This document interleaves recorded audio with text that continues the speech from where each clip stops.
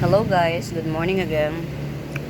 The never ending. Syempre, pagka seller ka na plantita, never ending ang paghahunt mo ng halaman. Ito, nakapag-mine ako ng pinarty-partita na berry moraita. Na may slit na siya. Yan. Yan. Ito, may mga slit na siya. Semi-matured na.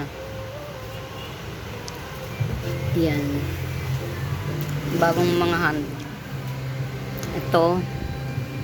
Ano kasi asawa ko yung mga lash. Yan. Si Yellow Natalie na lash. Ayan. Super lash.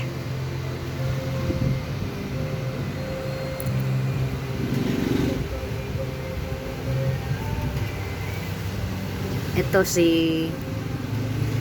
Orange Laksap.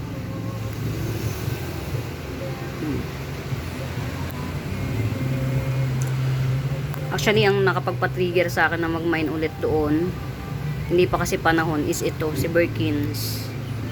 Ang ganda ng ng jeans niya. Actually, sobrang mahal niya, pero nirisk ko pa rin. Kung hindi man siya mabili sa presyong gusto ko, collection ko na lang siya.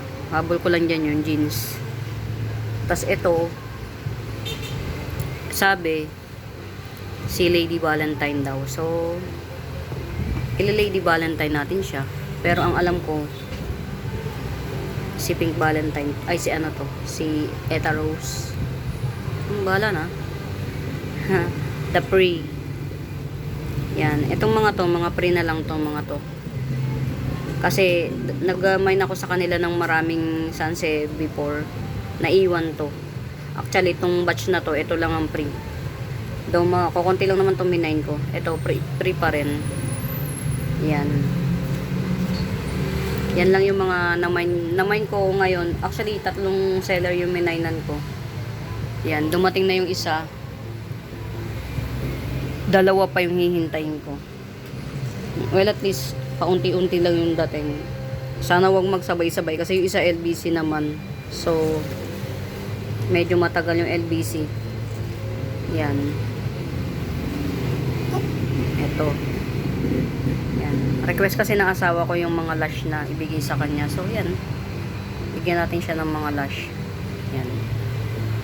Mga na-mine ko ngayon, mga pro pa yung iba. Ito, medyo hatiin ko to bago ko ibigay sa asawa ko. Yan. Hindi naman maarte si Big Roy.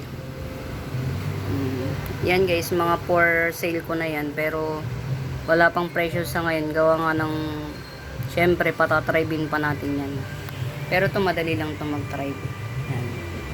So, yun lang guys. Bye!